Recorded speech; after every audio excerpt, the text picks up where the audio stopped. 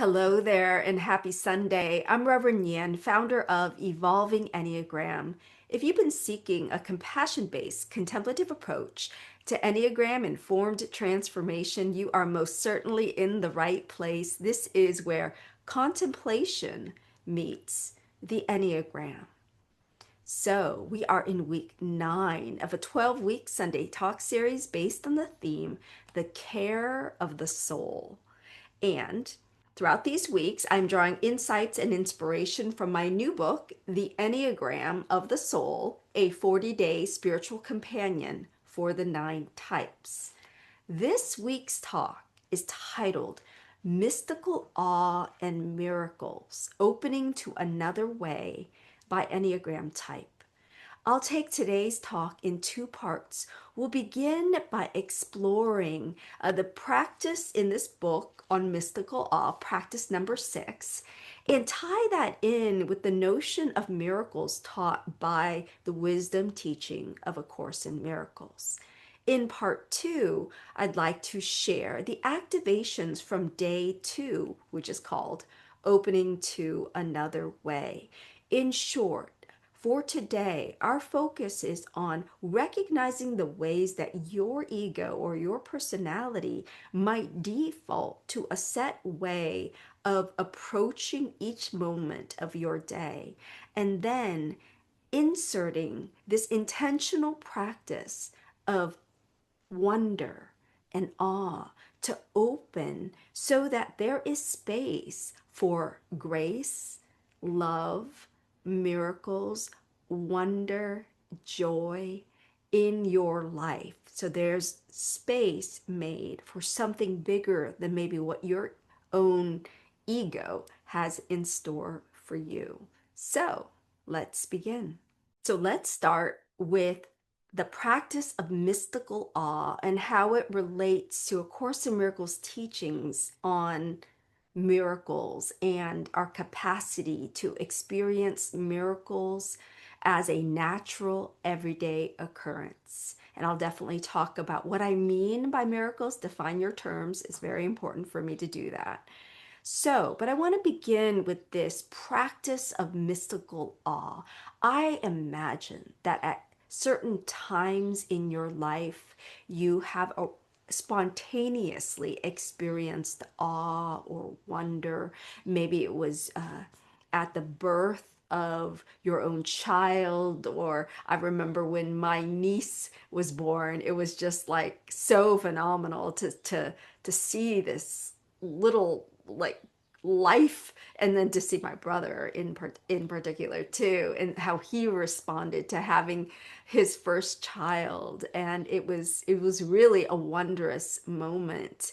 And it, on the other end, for me personally, uh, another time that I experienced what I would consider like a profound sense of awe was on the other, literally on the other side of life, when we had to put down our dog Effie. And I remember, looking into her eyes. We were all like holding her, touching her, my boyfriend and my mama in love.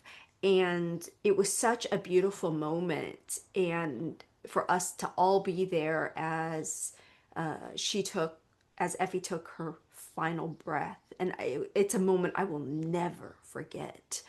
And what struck me about the occurrences of awe and wonder in my life is, yeah, it wasn't reserved for what I might imagine is like just the positive end, like birth, but also death. Like there's something about like how awe and wonder pierces through the veil of what feels like ordinary experience, my everyday perception, into a space where I feel a sense of connection with the divine. So I want to begin by simply inviting you to consider uh, that that the that awe and wonder are ways that we break free from habituated, conditioned, and patterned thinking. We open up to the space of spirit, not just something we touch, but possibly something we draw from to move back into our life, our everyday lives, looking around with a greater sense of not knowing, a greater sense of beginner's mind, a greater sense of the childlike heart that Christian teachings offer as a way that we experience the kingdom of God, no one but through this childlike aspect of being, right? So recently, and I'm not sure how to pronounce his name, but I think it's Dr. Keltner, wrote a book on awe and defined awe as the feeling of being in the presence of something vast that transcends your current understanding of the world.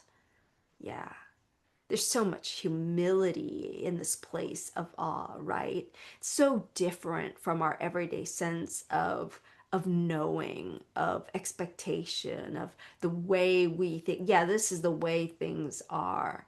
And opening to the way things are being more majestic, more powerful, uh, more loving, even.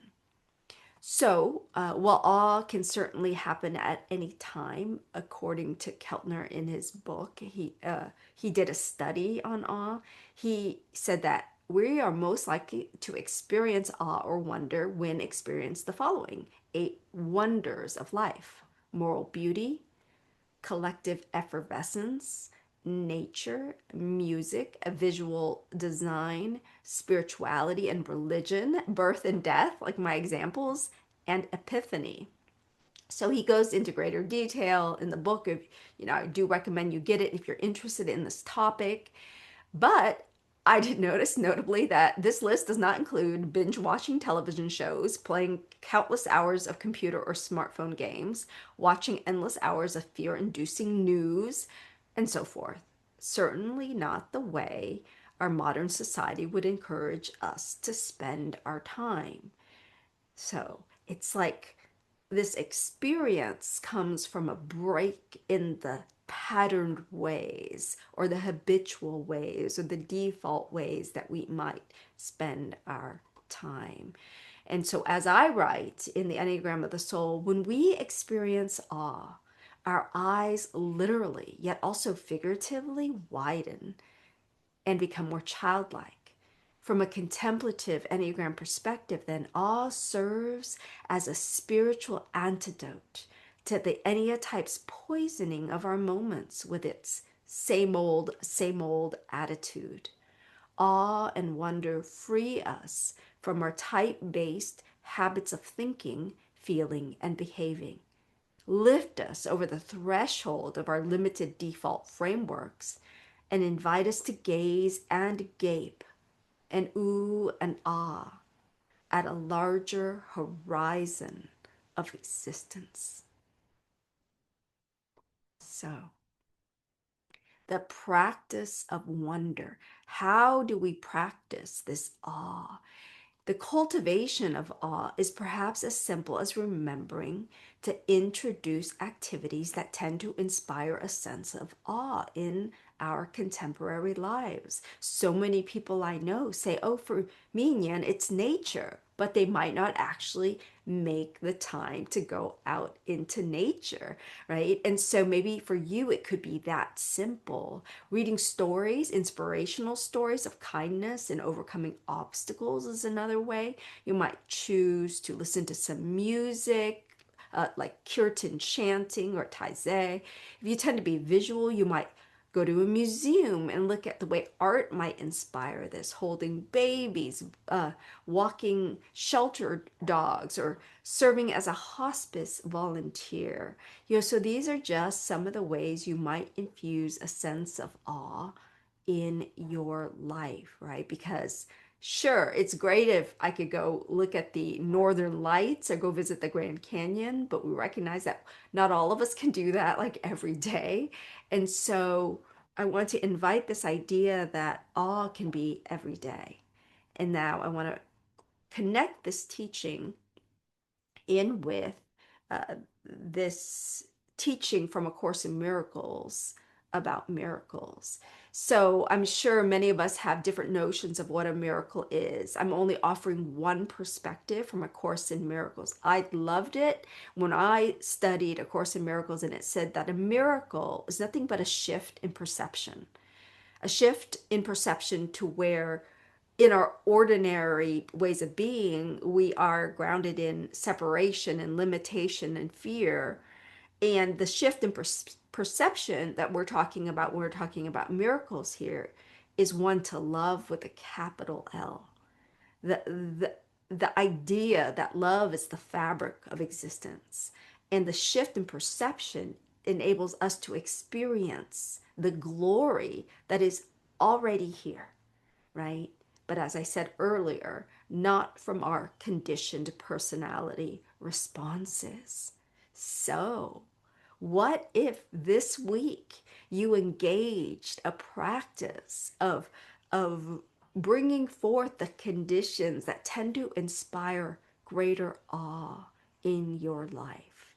That you simply open to what we call a miracle, a shift in perception by like really inviting this to be here. And it could be as simple as this. I've actually done this for myself. Holy Spirit, help me to see this differently. I'm opening up to another way of seeing.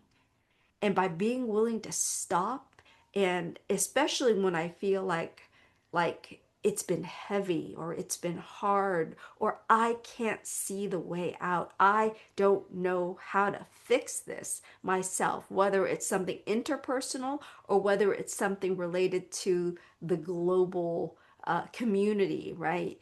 That we can take a moment and open to a shift in consciousness through the practice of awe, through the receptivity to miracles, to open with that childlike heart and the Buddhist beginner's mind. So, opening to another way, another perspective. This topic leads me to part 2, which is opening to another way, which is day 2, activation day 2 in the book. Let's explore these. I'm going to share for you, moving into part 2 now, a teaching about opening to another way, and then share 9 activations from the book that will help you look at how your type, these are just examples, by the way, it's not the only way we get stuck, but just as an example to help you to consider another perspective, opening to another perspective. So, day 2 activation from my book. I open with a quote from Marianne Williamson. Miracles begin when we consider the possibility that there might be another way. That's it, right? Just the just the possibility that there might be another way, to open to this. And as I write, our responses to life's ups and downs can become so habitual that we tend to assume our most frequent, speediest reactions are inevitable because it's just who we are. The transformative power of the Enneagram lies in recognizing that we are so much more than the sum of our conditioned responses.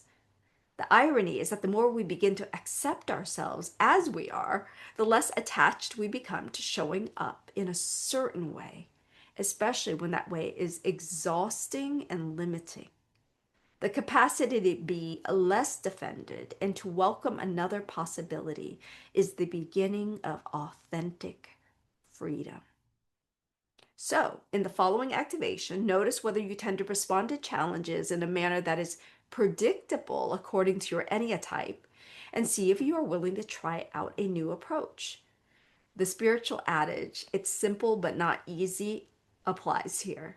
The inner journey is not always easy, but it does get easier over time as we willingly loose our grip on old habits of the mind and open to new possibilities that lie well beyond our current imaginings.